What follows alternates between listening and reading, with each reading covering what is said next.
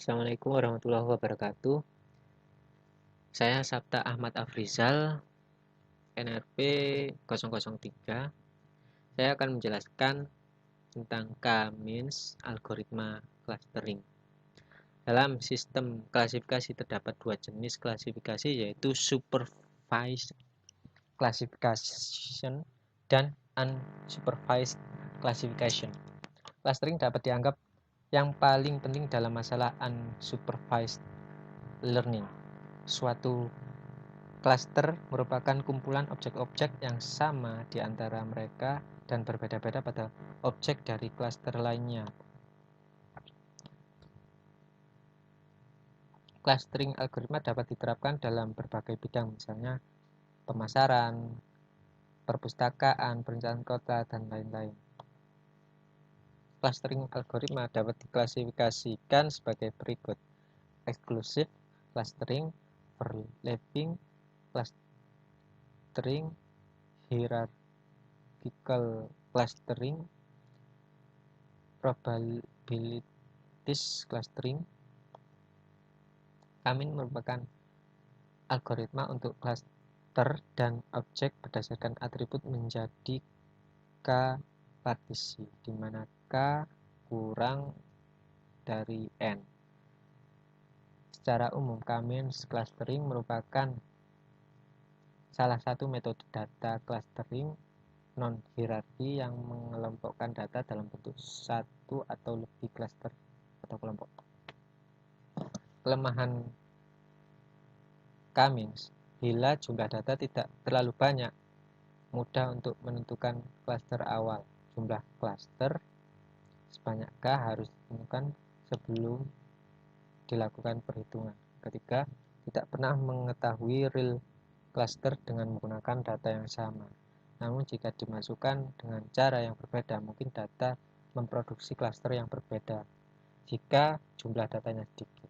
Tidak tahu kontribusi dari atribut dalam proses pengelompokan karena dianggap bahwa setiap atribut memiliki bobot yang sama. Langkah-langkah dalam algoritma K-means cluster. 1. Menentukan jumlah cluster. Yang kedua, menentukan nilai centroid. Dalam menentukan nilai centroid untuk awal iterasi, nilai awal centroid dilakukan secara acak.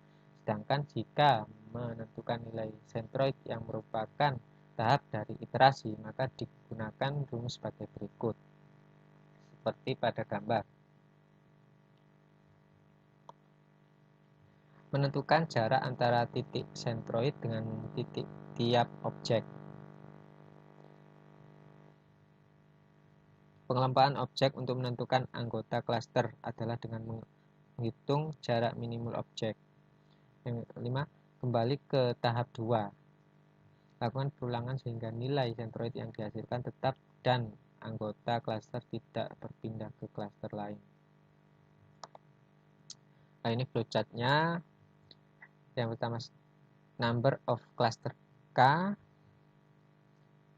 Nah, dia akan berjalan ke centroid, lalu distance object to centroids, lalu group based on minimum distance. Dia akan dicek no object move group. Jika tidak, dia akan kembali ke tahap kedua, tapi jika iya, dia akan selesai. Transformasi data.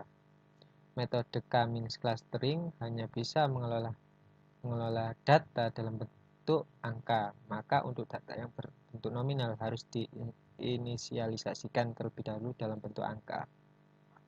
Langkahnya, urutkan data berdasarkan frekuensi kemunculannya. Inisialisasikan data tersebut mulai dari data tertinggi dengan nilai 1, kemudian data selanjutnya 2, 3, dan seterusnya. Transformasi data. Contohnya seperti pada tabel ada nama mahasiswa Eki Aryadi dari Bukit Tinggi, Hasri Awal dari Padang, Jasmine dari Solo, dan seterusnya. Hasil transformasi kota Bukit Tinggi ada 3. hasil transformasi kota Bukit Tinggi, frekuensinya 3, inialisasinya 1. Kota Padang, frekuensinya 2, inialisasi 2. Kota Solo, frekuensinya 1, inialisasi 3. Contoh kasus seperti pada gambar, ada 12 data, kemudian jadikan data tersebut menjadi 2 klaster. Nah, contoh kasus yang pertama, tentukan pusat awal klaster sentroid. Untuk menentukan awal diasumsikan diambil data kedua sebagai pusat klaster ke-1. Seperti penjelasan pada PPT, diambil data ke-5 sebagai pusat klaster kedua. Ada 82, 81, 91, 90, 82, 79, dan 91. Contoh kasus perhitungan jarak pusat klaster. Untuk mengukur jarak antara data dengan pusat klaster digunakan Euclidean distance. Kemudian akan didapatkan matriks jarak sebagai berikut. Nah, seperti pada rumus. Contoh kasus perhitungan jarak dari data ke 1 terdapat pusat klaster. Nah, perhitungannya seperti pada gambar. C1 hasil akhirnya adalah 10,44 dan C2 hasil akhirnya 21,7.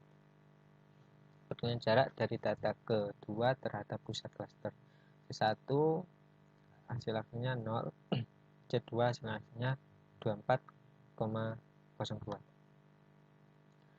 Perhitungan jarak dari data ketiga terdapat pusat klaster. C1 24,1, C2 14,5. Perhitungan seterusnya sampai jarak dari data ke-12 terhadap pusat klaster, sehingga hasil perhitungan jarak selengkapnya adalah seperti pada tabel. Baris pertama menunjukkan nilai jarak data terdapat titik pusat klaster pertama. Baris kedua menunjukkan nilai jarak data terhadap pusat klaster kedua. Lalu pengelompokan data. Seperti pada tabel ada seperti pada gambar tabel tersebut. Penentuan pusat klaster baru. Karena C1 memiliki 10 anggota, maka perhitungan klaster baru menjadi seperti pada penjelasan di PPT. Karena C2 hanya mempunyai 2 anggota, maka klaster baru menjadi seperti pada gambar di bawah, dan seterusnya. Nah, kesimpulannya, hasil klaster adalah klaster 1 siswa 1, 2, 4, 6, 7, 8, 9, 10, 11, 12. Klaster 2 siswa 3 dan 5. Terima kasih. Sekian dari saya. Assalamualaikum warahmatullahi wabarakatuh.